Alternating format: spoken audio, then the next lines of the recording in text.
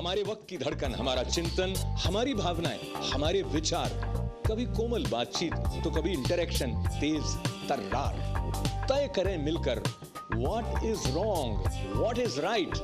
ITV पर अशोक व्यास के साथ insight tonight.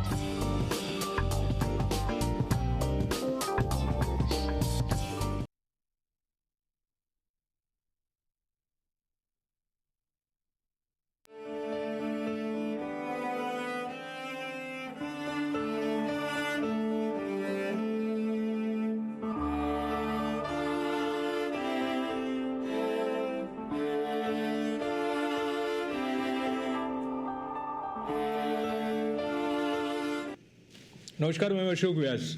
Welcome to insight tonight with Ashok Vyas. और आज आइडेंटिटी स्क्वायर है इनसाइट टुनाइट में। When I say identity square, I am connecting with that question which is a universal question, मैं हूँ कौन? मैं हूँ कौन एक भारतीय हूँ? मैं हूँ कौन एक अमेरिकन हूँ? Am I an Indian American? And what is the meaning of this new identity which becomes a part of my life when I say I'm an Indian American? And when I go back to my native place, the place where I was born, I'm still searching for the same country that I left when I left the shore of India. But is it the same India? How much India has changed since 1947? और ये जो परिवर्तन निरंतर हो रहा है, इसके चलते जो आइडेंटिटी क्राइसिस है, is it only limited to people who have left India geographically? क्या इंडिया में रहने वाले भारतीयों के लिए भी भारत की पहचान का प्रश्न नए रूप में आ रहा है? In the age of internet there is this identity square in which today I am sitting with two esteemed panelists who have had their share of learning the tricks and trades of management. They both have managerial backgrounds. First, I would welcome a familiar face for Insight Tonight who has served with RBI, and then he is president of the Human Potential Project, Vibhuti Jhaji. Namaste. Welcome. So you are closely following India, and of course, when you are aware of what is happening to me and around me, that helps others in understanding and making sense of all that is bringing about changes in their lives. And from that point of view, someone who has joined us today all the way from Minnesota, he once was a part of New York's active life, being president of AIA, and then he moved on to various places, sometimes with governor, sometimes with president. That was the period of George Bush, where this Indian American was taking care of a very important responsibility which connected him with Peace Corps. And I have the distinct pleasure of welcoming Gopal Khanna ji to our studio. Thank you. Namaste. So let's begin by sharing the small clip where we will take you to India, and you will be witnessing Prime Minister Narendra Modi visiting the border of India, Leh. And as you watch this clip, tell me how looking at India, away from India, makes you feel, especially when you are so close to the Independence Day. Let's take a look at this clip. So here, it was an important visit by Prime Minister Narendra Modi, where he dedicated an important power project for the nation, and he is a visionary, as you have known him, Vibhuti ji. When you see him there, what are your thoughts? I think it is a very powerful moment in the sense that a Prime Minister is visiting Leh, and he has taken some very prominent steps, very important steps in projecting India. He's building an image of India which is much, much more important today than anything else. The word identity is the key element in every individual's and country's life as to what you are, who you are, and how do people know you as such. So in the case of Mr. Modi, what is happening is that he has taken the initiative to normalize relations, improve relations with the neighbors, and he knows, and the whole country knows, the whole world knows that Kashmir is, the entire region is an explosive area. And he is trying to go there and be the, one of the first moves that he's making is to show the people that he cares.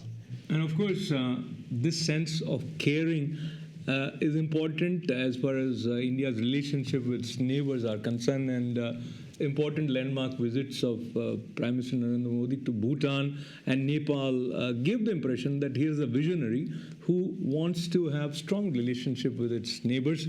But what has happened, and it has happened again and again, recently, just before the visit of Prime Minister to Leh, there was mortar shelling, big wave mortar shelling, breach of ceasefire from Pakistan side.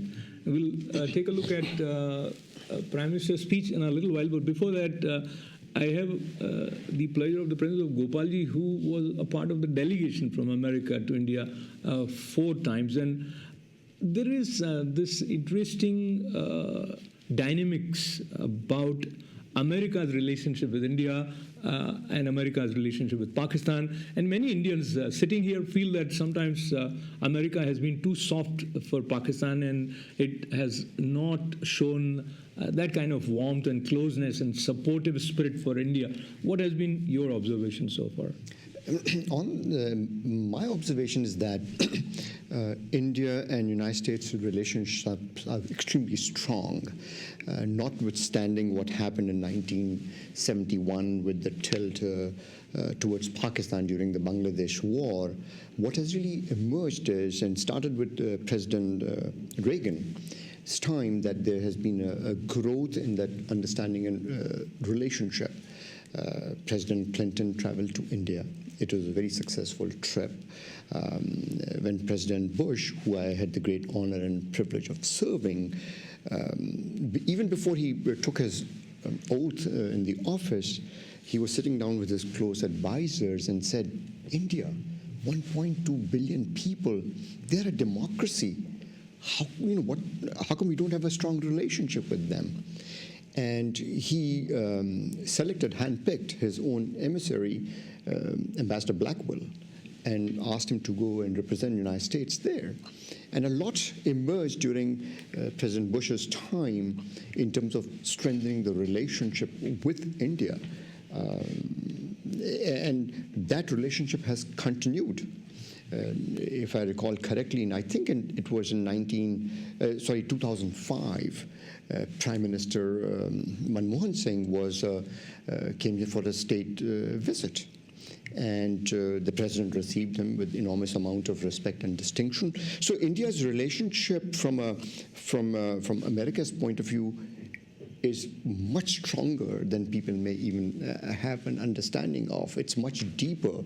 It's based upon common principles, common interests. So I believe that there might be some misconceptions, and these are sort of linger on for years. It's a very old paradigm, and I think so people need to relinquish that and look at today's reality and then make assertions based upon that. Let me just interrupt you here, and we stay with India, America, and Pakistan for a while, and I'll seek Vibhutiji's input with respect to concern from a lot of people, especially during the days when this Mumbai attack happened, and there were a lot of,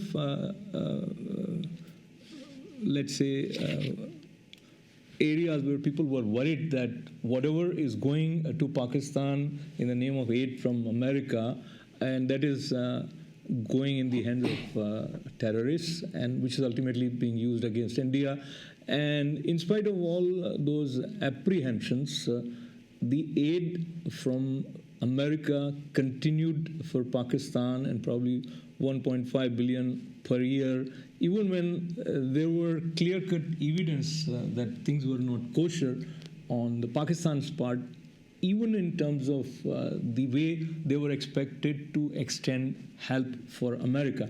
Now, what do you see might be the viewpoint of America in having this kind of approach with India and Pakistan?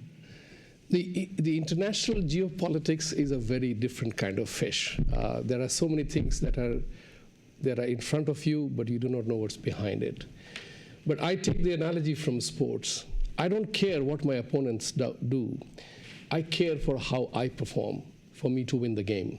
That's what my goal is. So the question arises that if America is close to Pakistan, is doing everything which is anti-India, which India doesn't like, the question is, what are we doing about it? So talking about relating it with the identity part of it, we carried the baggage of non-alignment for many, many years. And non-alignment at a layman's language means what? Think about it in a very layman's terms. I'm not a friend of yours. You can't count on me. I'm non-aligned. As a result of which, what happens is that you can't count me as a friend when the need arises. And in real life, friends help friends.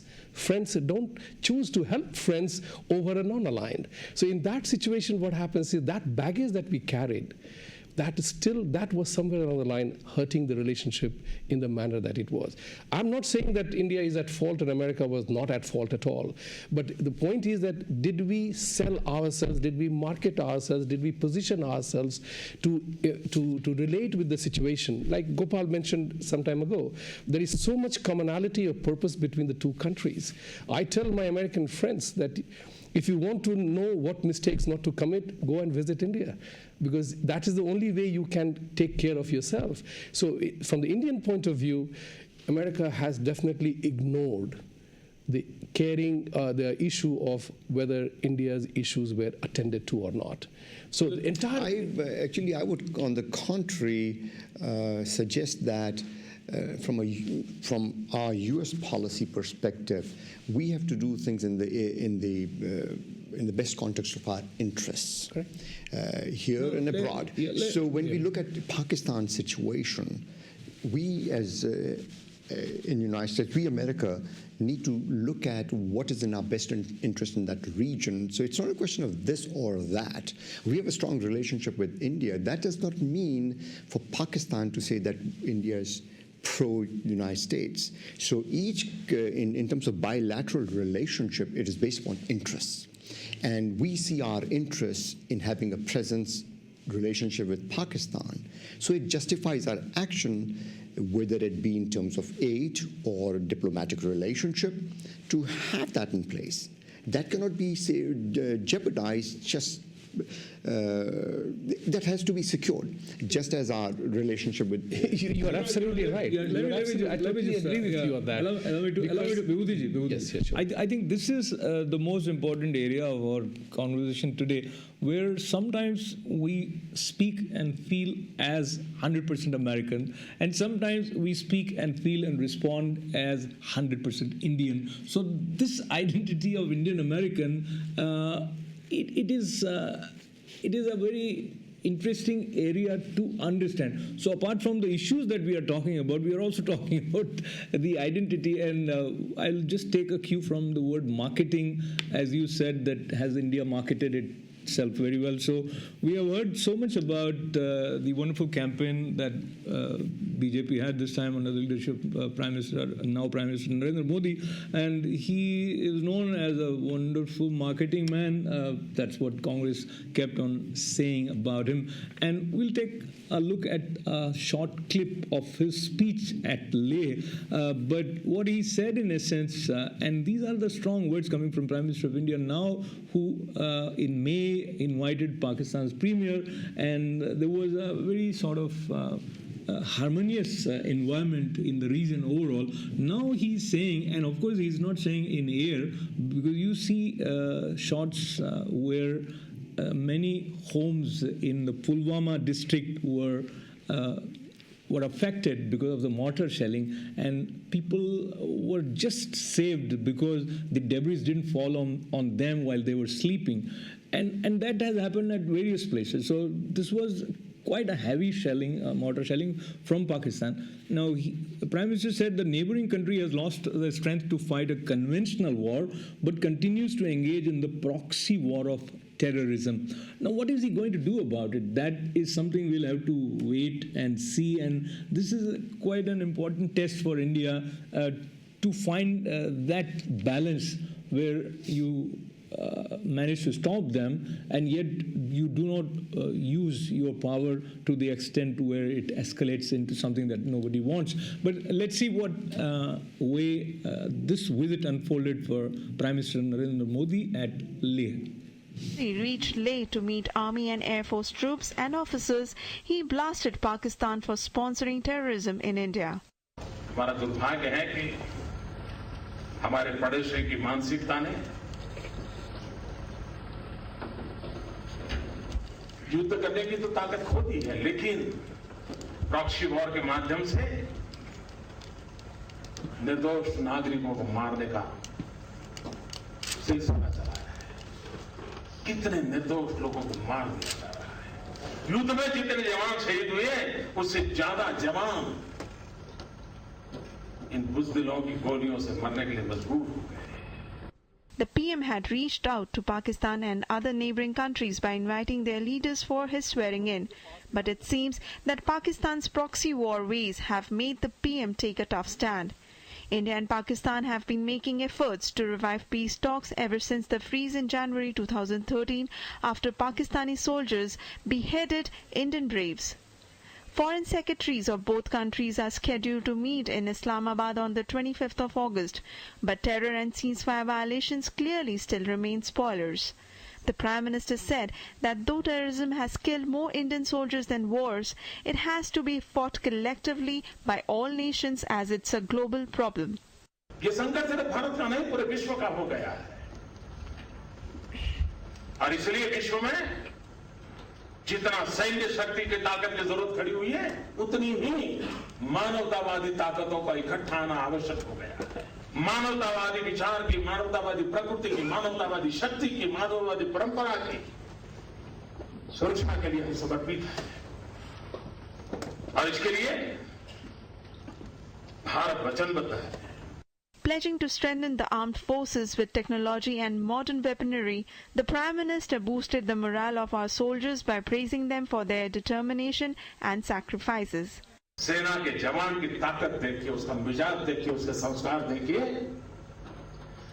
जब जरूरत पड़ती है, बुगल बसता है, तो कंधे पे बंदूक उठा करके भारत मां की जय करके निकल पड़ता है।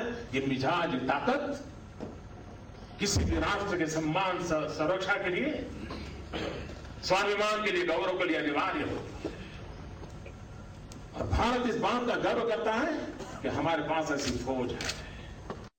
The PM elaborated on multiple ways his government intends to take up the welfare of soldiers, including the inclusion of one rank, one pension scheme in the union budget. He promised to have the National War Memorial commissioned soon to act as an inspiration to future generations.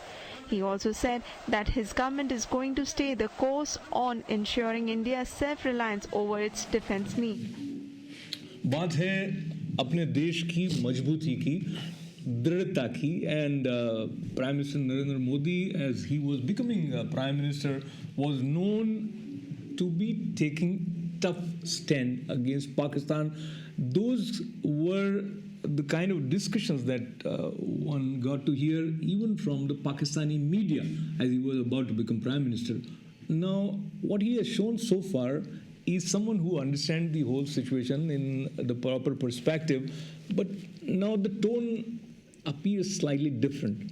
Is there something that can be done in terms of building trust with Pakistan on the part of India, how it is going to play out? So if we sitting here away from India and of course from Pakistan, address just this question, which when you're sitting in Pakistan, you ask, can we trust India? Probably.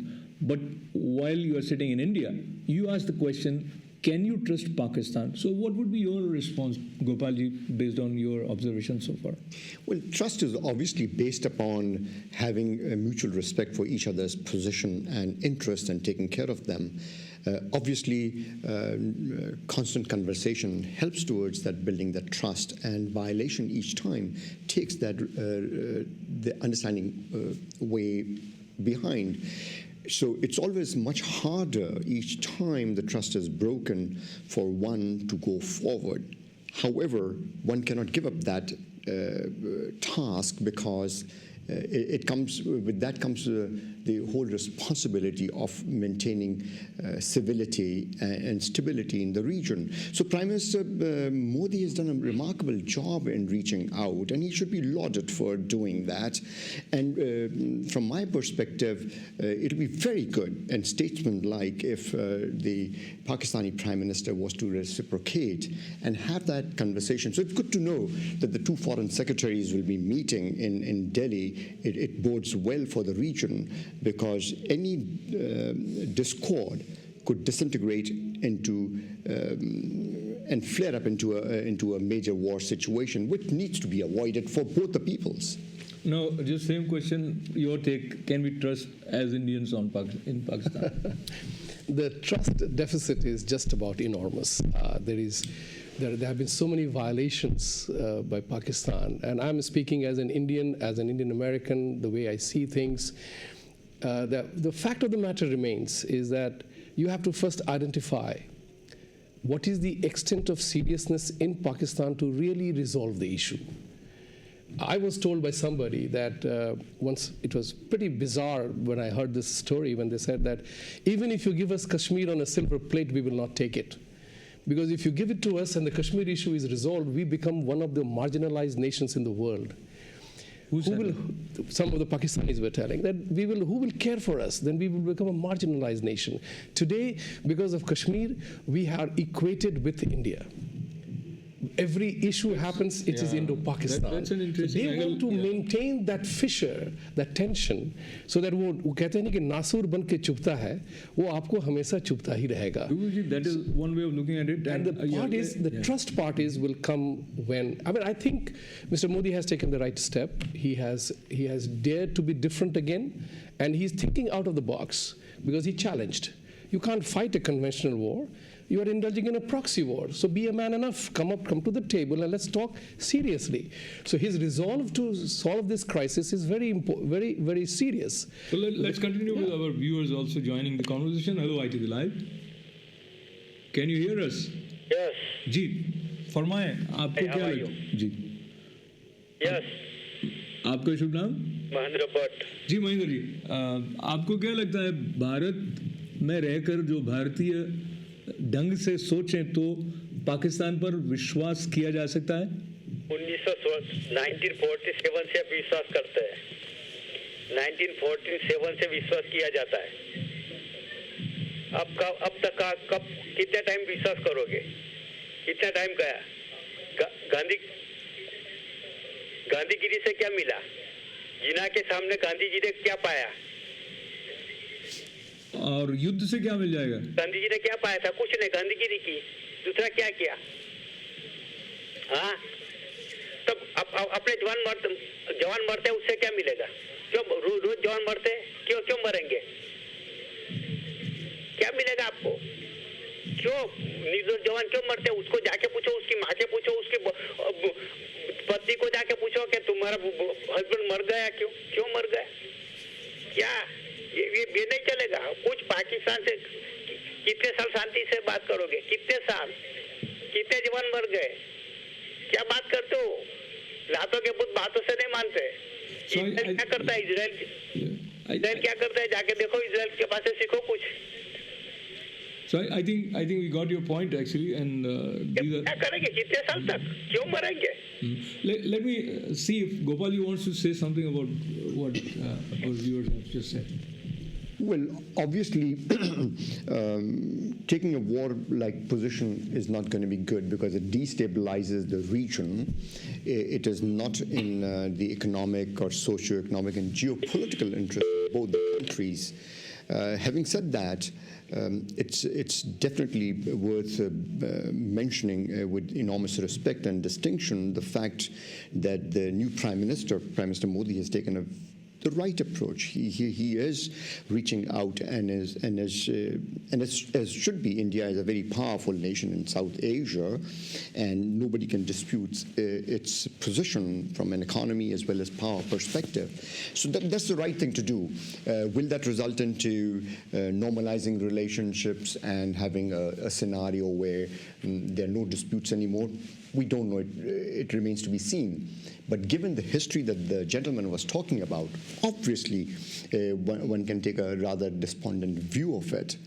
However, one has to keep on doing the right things, and I think the Prime Minister is doing the right things at this point in time. And I think what Prime Minister's approach has been is being acknowledged and appreciated by many world leaders. That includes America, and American Secretary of State was impressed by the slogan "Sabka Saath, Sabka Vikas." And I want to share a very short clip of the visit of Secretary of State and his meeting with Secretary of State of America and his meeting with Prime Minister Narendra Modi. Let's take a look.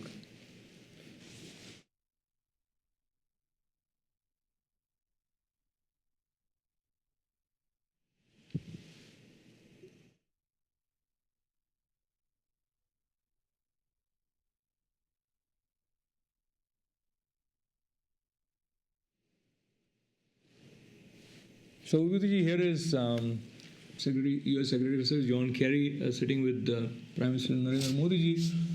Just a few years ago, visa was denied, a lot of opposition for the same person who is now, of course, because he is what he is, and we are waiting for his visit to America and to New York also. Now, I would request both of you to share the recent change in the government, new party at the helm of affairs in India.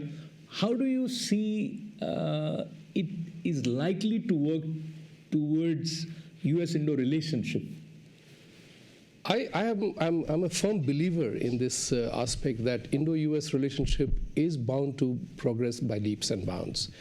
There is a very powerful synergy on the front of economics, business, and money. So India needs investments, US needs market. It's a pure and simple game, to put it in a very simple way, as a matter of fact. So the world is looking at India as a new engine of economic growth, because that's the market that is going to pump up the whole thing. The question is whether Prime Minister would be able to sustain that. And he is taking all the right steps in that. When he says Sabka Vikas, Sabka governance and growth and everything else, these are all the right statements he's making, and that is his intention. US is very keen to tie up that economic relationship. The question arises that whether the disturbances created by Pakistan will allow the economic frame to progress, or people will say, oh my God, India is having continuous problem, political tiff with Pakistan, and there are lobbies. So how will that work out is the primary concern between the US and India. So whether you want to equate in the history in the past couple of years, it was always if a US president goes to India for 3 days, he goes to Pakistan for 3 days. That changed with Bill Clinton. And now that equation has changed. So the challenge for Pakistan is that they want to maintain that hyphenated relationship. And India has already broken that hyphen, because India is an economic giant, going to be an economic giant, and it needs peace. And all the tension in the Indian economy, in the social life, Indian social life, will definitely have a much lower role to play if the economy grows. And to that end, whether it's FDI, defense tie-ups, these are signs that people are taking the desired step. How this eventually unfolds, I'm very sure it will unfold in favor of India and the United States. Because these two countries are far too mature to let an angry duck across the street, preventing you to cross the street and take that leap. That's what I always say, that you can't let somebody else determine how we become as friends or not. No, And that will be actually yeah. determined, Yes. and the tipping point will be how the new Prime Minister uses the opportunity. Mr. Modi, the Prime Minister Modi, would use this opportunity of having a vast majority in the Parliament to really do the transformative work that is needed. He's talked about good governance. He's talked about corruption openly. He's talked about the need for improved infrastructure. So there's what is admirable is that he's talking about the issues that need to be addressed. He's talked about security. He's talked about education. Now, if he's able to take bold stance against the vested interest groups and the lobbyists in India and do something that will turn the tide, then it'll solidify further India's position and geopolitical posture, not only in South Asia but globally, because it'll make India the economic power it has been wanting to. And there's always this statement that is made that India could be great, but there's always a lost opportunity when it comes to India. Every 5-10 years there's an opportunity and India misses the boat.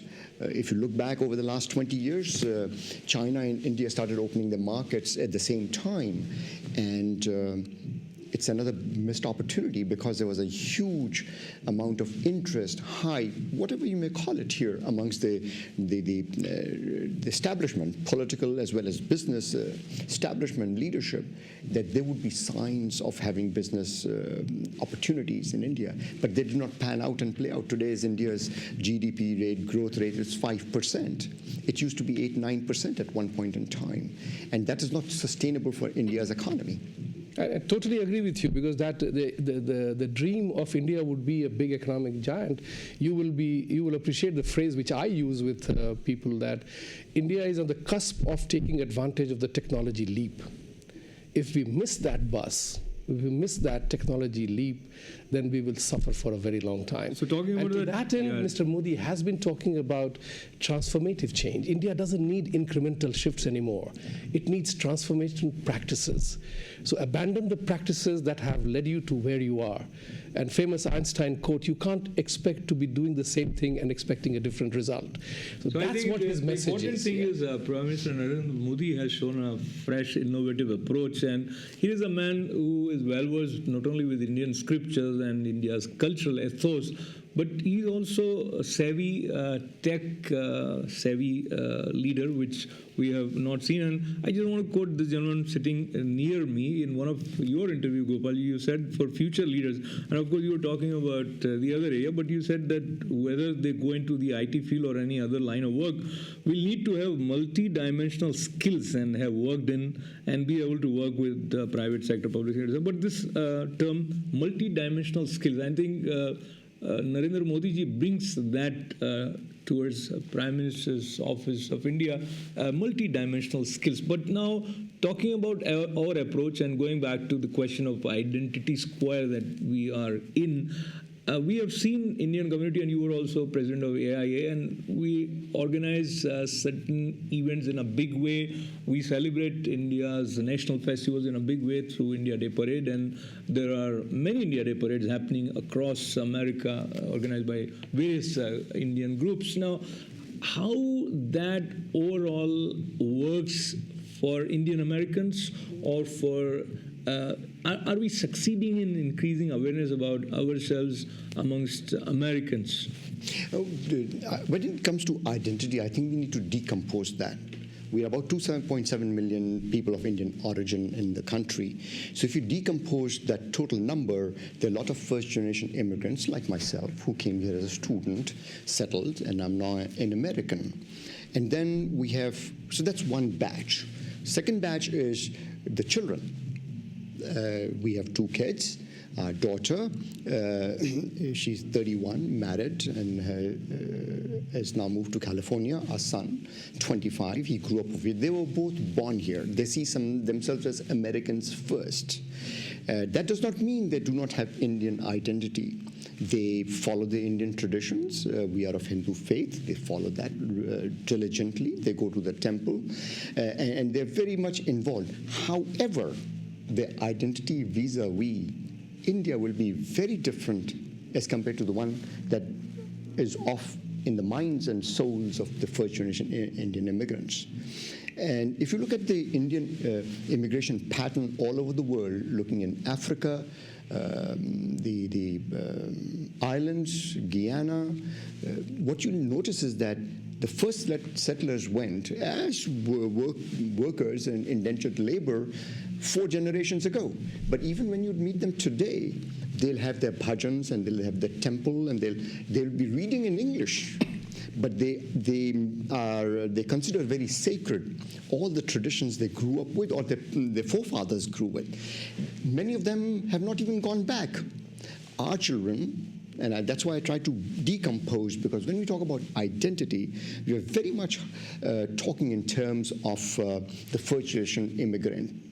And then when I talk about even immigrant community, even that can be decomposed to say the ones who came here in the early batch and came with higher education learnings in place and went to graduate schools and moved on to become professionals. But then there is another group of, and they have now moved into the mainstream, so to say. We have a CEO of Indian origin at Microsoft, at PepsiCo. These are all first-generation India-born Indian Americans. And then you've got immigrants who are here who have not yet entered the mainstream. So when we talk about identity, I think so there is no one comprehensive or cohesive approach that can be taken. So coming to your, you're absolutely right, Ashok, because all these events and programs that happen certainly are very good for ethnic pride. And I think they should be secured and maintained. And the good thing is that in our country, we are allowed to do that. When I was working for President Bush, we had this vision of having a Diwali program in the White House. And we made it happen. The president welcomed it. And throughout President Bush's term, we have had Diwali functions. And guess what? It is now so institutionalized that President Obama's administration every year has had Diwali celebration. And that first event led to even other countries were looking for similar tradition. And in Britain it happened and other countries. So those things are good. They are good for the community at large, and they're good for all of us, because enriching of America happens when everybody comes together and shares and becomes part of the same mainstream. So just taking a cue from what you just shared, very important way to see first generation Indian Americans, second generation Indian Americans, and many times people when they are parents and they see their children growing up here, they have this inbuilt expectation that their kids, even if they are growing up here in American environment, should retain some sense of Indianness, which could have slight variation from family to family, but they take that as their responsibility and they evaluate their success or failure based on whether their kids can speak certain languages, or they respond to maybe religious functions in certain fashion, or they can chant something, etc. Now that puts a kind of tug-of-war-like situation between kids and parents many times, and parents are frustrated for something which probably they invited by inviting themselves to America. Now, how would you talk about this area of identity, call it identity crisis or identity square? This is a very tough one, and I can relate with this question based on my own personal experience. I can say that, well, I came here not as a student, but I came here as an expat. I was working for the foreign bank, American bank in India. They brought me here.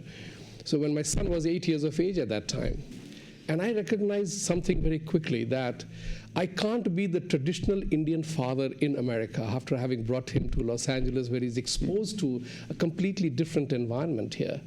So I began to think about the word sanskar. This is such a profound word in our belief system. And I said, I have to become his friend rather than just a father.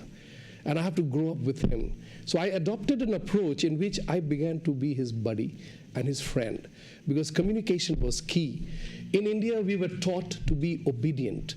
obedience was the buzzword, where the parents would say, my child is a very obedient child.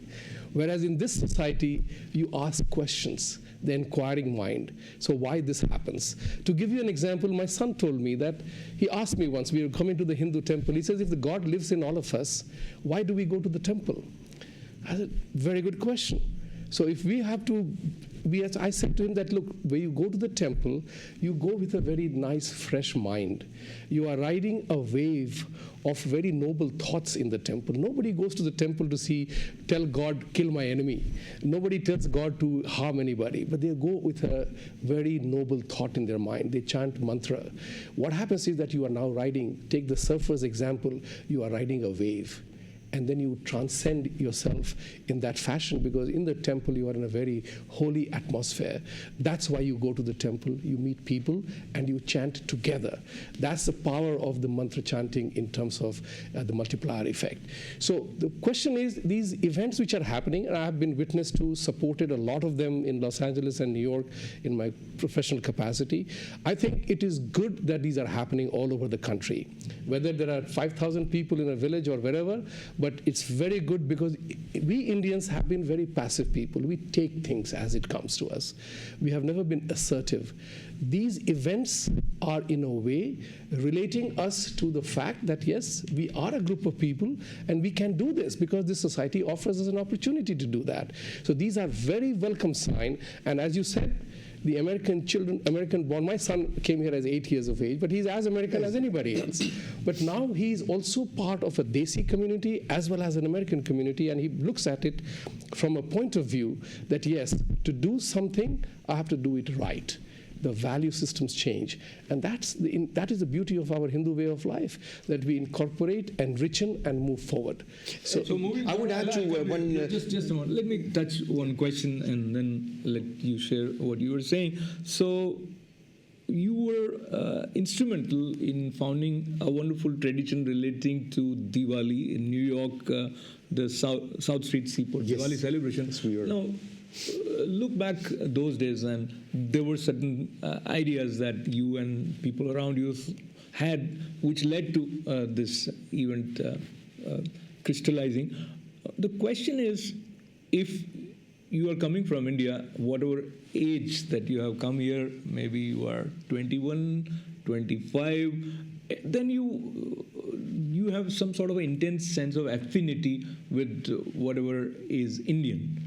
But if you were growing up here, so the question which I would request you to address is, have you seen second generation Indian Americans also taking active part in organizing these kind of events? Well, yes and no. Yes, they are, as parents, we've been very good in terms of taking our children and making sure that they're aware. The amount of immersion will depend upon one's own interest.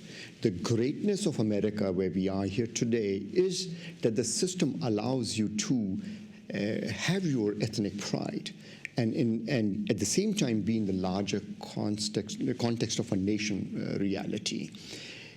As compared to Indian immigrant experience over the last 150 years, where Indians became very ethnocentric in the countries where they immigrated to, or where they were forced to be in Uganda, almost any and every African country. They became a self-sustaining little society with very limited interaction in the mainstream community. And there's been some backlashes. In Fiji, there was a backlash. There was a backlash in Guyana, where the population base is quite substantial. Now, the experiment over here is quite different. American experiment is very different. My personal realization of these issues that I see today is very different from my understanding when I first arrived here in 1971 and subsequently while I was living in New York. The point I'm making is that our system here today, my identity, number one, is American. I'm an American. If the country goes to war, I'll have no problems in picking up the arms to defend my country and my Constitution.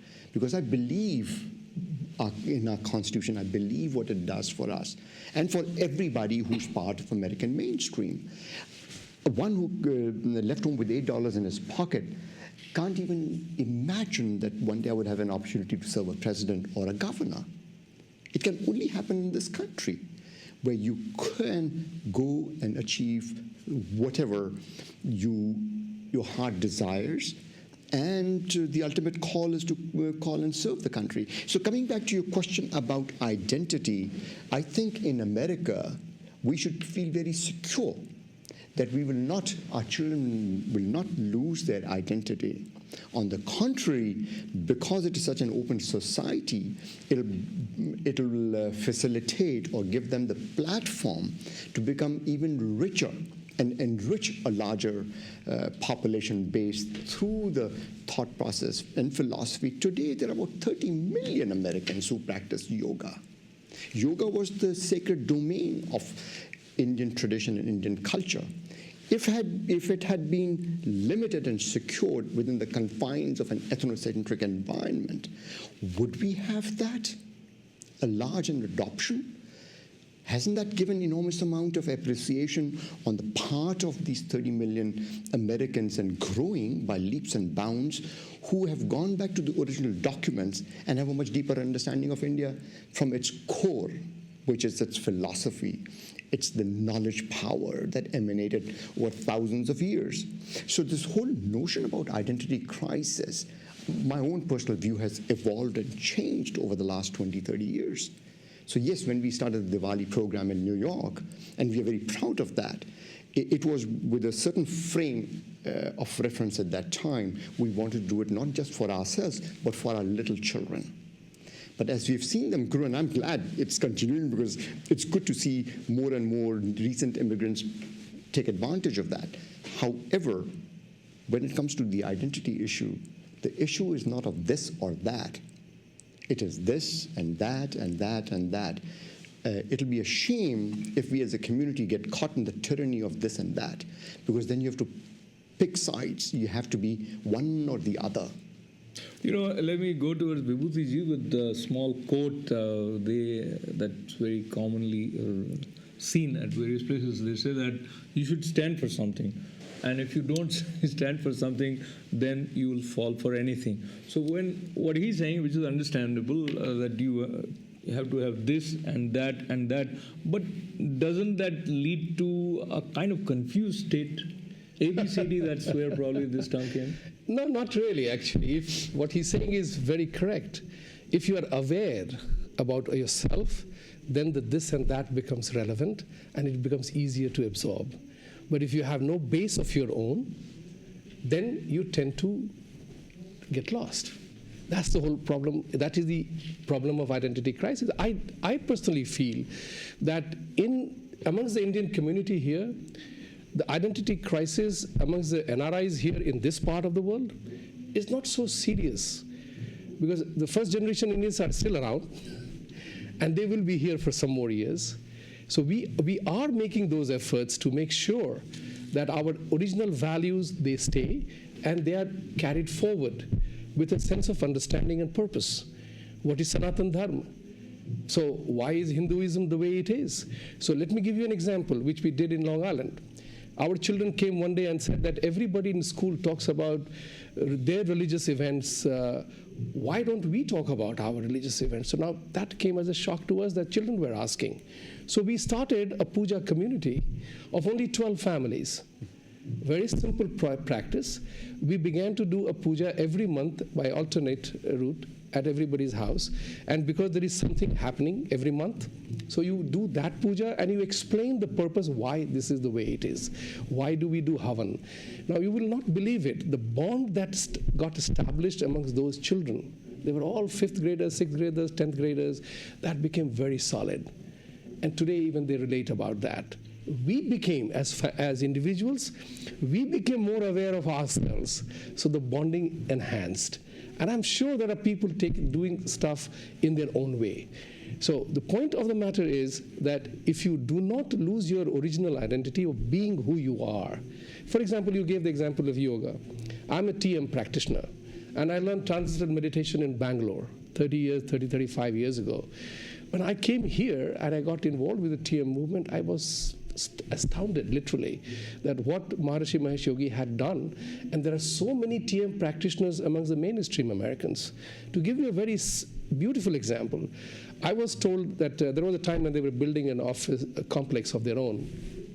And I was told that, Vibhuti, you must come because the priest doesn't speak English. So if he needs something, you will be able to translate. And I did go. I was wearing a jean and a t-shirt. But the people, the couple they were there, they were wearing pajama, kurta, dhoti. The ladies were wearing kumkum, sari, mangal sutra. And I was so astounded to see that is the extent. They celebrate Akshaya Tritiya, they know more about it than we know. That is the extent of what the cultural identity has been established by people who were not aware of that. So conscious awareness is the element that if we are able to translate among the children, this and that will become all us. And when it comes to also cultural aspects of a human being, it really is like an iceberg. All that you see is the tip of the iceberg, right above the water. One can say religion or food or the dance performances. Those are very visible. But when you really talk about culture and traditions, they're much deeper. And when it comes to the Indian tradition definition, I think it has to be, it has to move down further down into the pyramid to be clarified for deeper understanding from the point of view. It really emanates from all the thought power, the knowledge, the books, the shastras that were written. They were extremely non-secular, pluralistic in their outlook and thinking, and had a very powerful knowledge base that has been created. I think ultimately the identity and the culture really emanates from here. However, we get hung up on the very superficial, or I shouldn't say superficial, but very visible component that we all see. The real depth comes from here. So talking about the visible component, and there are some examples that are part of our lives wherein we see somebody as role model for everybody. People look up to him, they get inspired by certain person's life, be in the field of sports or politics or acting. And today as I talk about this, I'm also reminded of Robin Williams, whom we lost today, and such a tragic death of such a wonderful, brilliant artist who brought joy in the lives of many people, who started with a project which was aptly titled Happy Days. And you would never imagine that this guy would suffer from depression, or there would be something like bipolar disease that would take him away from us. I want to read what President Obama said about Robin Williams. He says he was an airman, a doctor, a genie, a nanny, a president, a professor, Peter Pan, and everything in between. But he was one of a kind. He arrived in our lives as an alien, but he ended up touching every element of the human spirit. He made us laugh. He made us cry. He gave us his immeasurable talent freely and generously to those who needed it most. These were the words of President Obama remembering Robin Williams. Now, before we are about to conclude, just a few minutes left for this session when we are talking about identity crisis in some way, what happens in anybody's mind is a mystery that is yet to be solved. Now, how this form of success, as we have started accepting as the currency of the day, when we are talking about relationship between two nations, we are always looking and keeping the economic development as the key. So in the light of all this, what do you think can be done to prevent such tragedies, Gopalji? Definitely one thing has happened, as was cited earlier this morning. There are about 20 million Americans who suffer from depression, and it is estimated there might be another 20 million or so where they have not accepted and expressed 20, 30 years ago, it was one of those maladies or diseases that one was trying to hide. And it's perfectly all right to submit and accept that one is depressed. There are medicines available, there are treatments available. So the more these diseases, and in this case I would suggest that depression is one of them, just as alcoholism is.